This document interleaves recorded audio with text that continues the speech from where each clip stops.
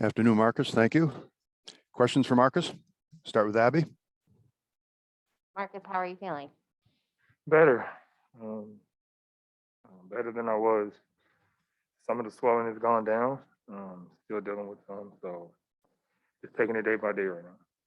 Is it just the quad that's giving you trouble? I mean, you had a shoulder thing. You got beat up in day one. Yeah, I did get beat up.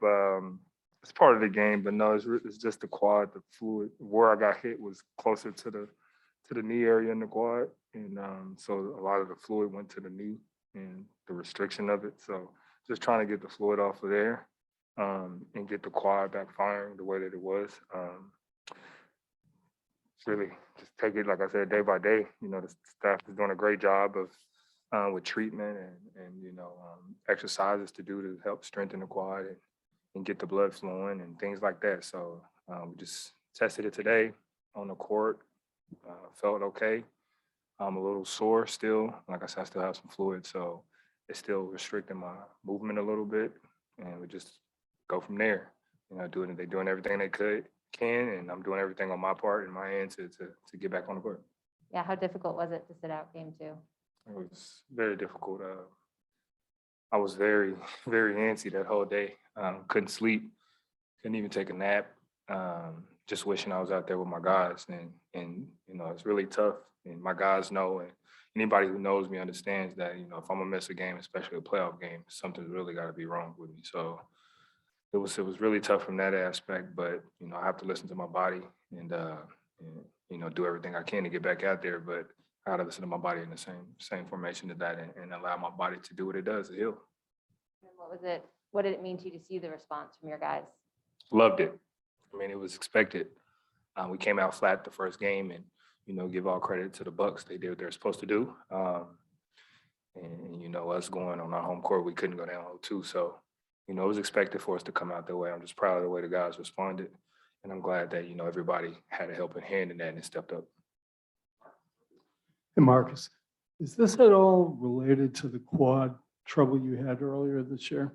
Yes, literally the exact same one in the exact same spot. So it's just re-aggravating the same injury that I've been dealing with. And as we all know, injuries like that, they kind of linger. You just try to do your best to make sure it doesn't happen as too often. Have you had MRIs taken of the spot and Yeah, all that? yeah, What do they show? Said everything's fine. Everything's working. It's just, at the right amount of time, the stars lined up at the right time and got hit in the right spot. So, like I said, it's just continue to do what I've always done when I get hit here.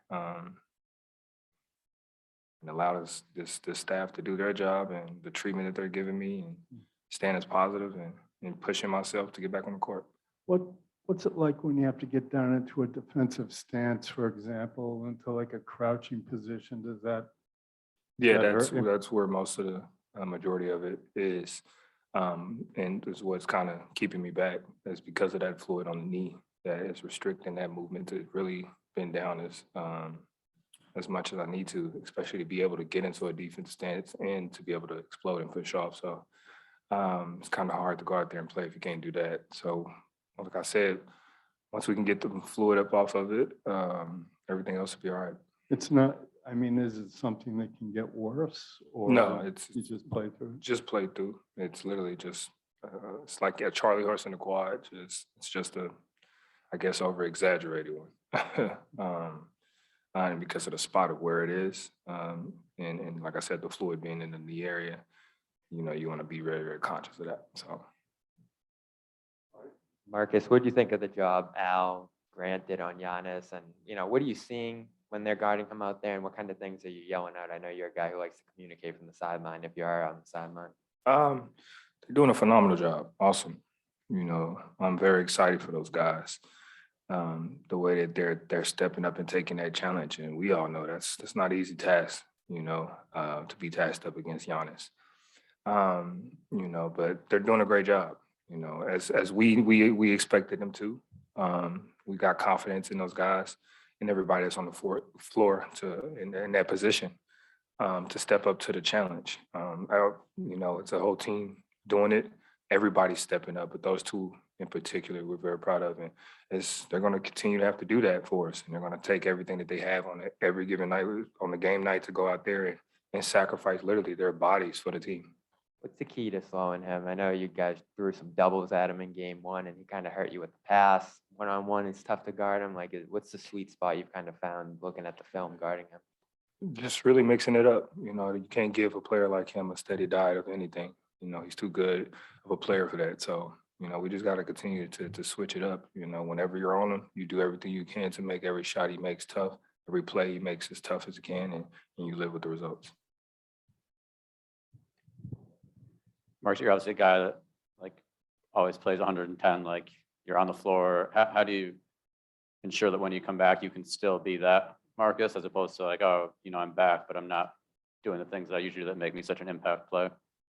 I mean, for me, is if I'm out there, I should be able to do the things that I was doing, or I shouldn't be out there. So when I come back, I'm coming back to be me.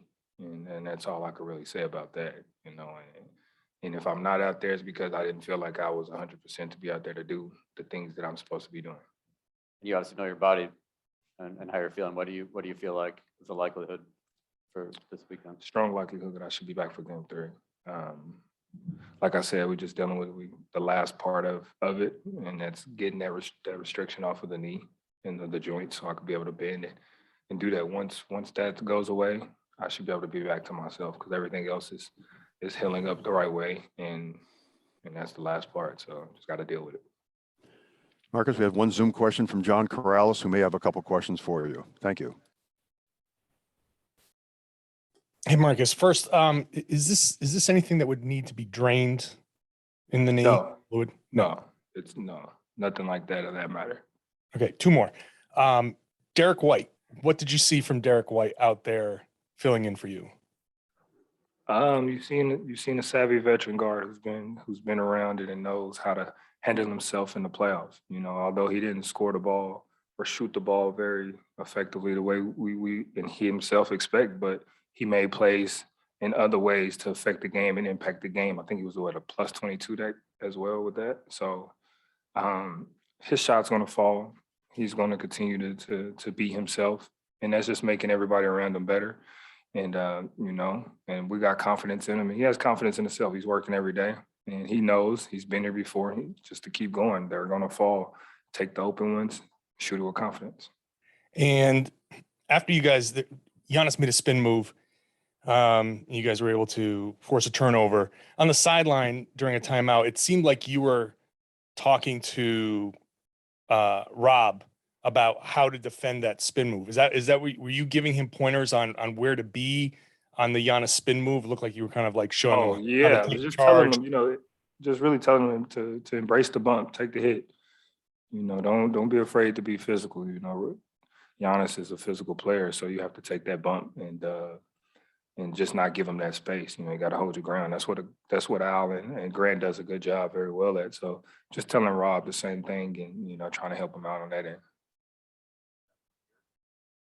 Marcus, did you seriously consider wearing a robe on the sideline? Did I consider to wear a robe on Sunday? Yeah, I mean, what No. you had on was kind of robe-like. No, Okay. I didn't.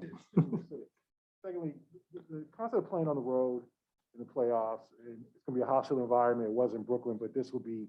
I mean, does that galvanize you guys? Is that something that motivates the best guys to want to quiet the crowd and play in an environment that's against you? I think so. I mean, as a competitor, you know, to be able to go into somebody's home court and, you know, take the life out of it is an awesome feeling. You know, they came and they did it here in game 1.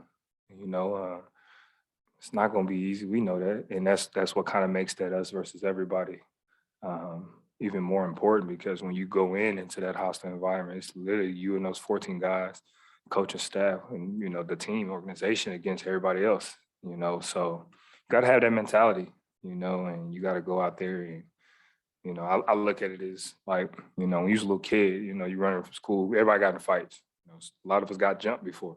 You know, my mom always told me, you know, if you outnumbered, you might as well be the first one to initiate and start the punch, because you outnumbered. You might as well take one with you. So that's how it is. You know, you got to go in and you got to be able to throw that punch first, knowing that, you know, everybody's against you and you're gonna have a battle on your hands. So it definitely feels good. And I think as a competitor and the good ones and the great ones, they enjoy it. Thank you for your time, Marcus. Thank you, guys.